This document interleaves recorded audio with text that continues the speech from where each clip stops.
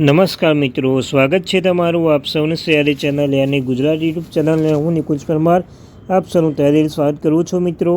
તો આજના વિડીયોમાં વાત કરવાની છે રાજ્ય સરકારના આપ્યું પેન્શનો માટે ખુશખબર અને પેન્શનની રકમમાં વધારો કરવામાં આવશે। તો મિત્રો પેન્શનધારક માટે ખૂબ જ સારા સમાચાર લઈને આવ્યો છું। જો તમે સરકારી કર્મચારી નિવૃત્ત કર્મચારી પેન્શનધારક છો તો તમારા માટે આ વિડીયો ઉપયોગી બનશે। વિડીયો શરૂ કરતા પહેલાં ચેનલ પર નવો ચેનલ સબસ્ક્રાઈબ કરી લો।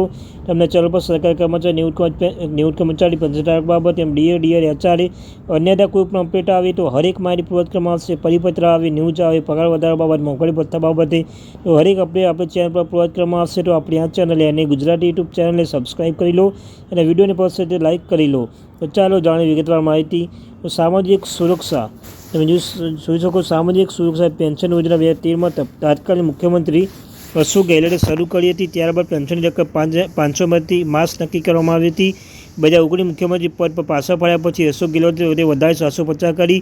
2023માં નવો કાયદો લાગુ કરવામાં આવ્યો હતો, જે અંતર્ગત દર વર્ષની પેન્શનની રકમ 15% વધારો કરવાની જોગવાઈ કરી છે। હાલમાં યોજના 90 લાખથી વધુ લાભાર્થીઓની છે।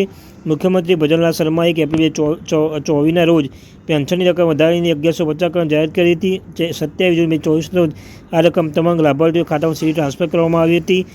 જૂનમાં આયોજિત એક કાર્યક્રમમાં મુખ્યમંત્રી લાભાર્થીઓની સાથે વાતચીત કર્યા પછી 1038.55 કરોડની રકમ ટ્રાન્સફર કરવાની જાહેરાત પણ કરી હતી।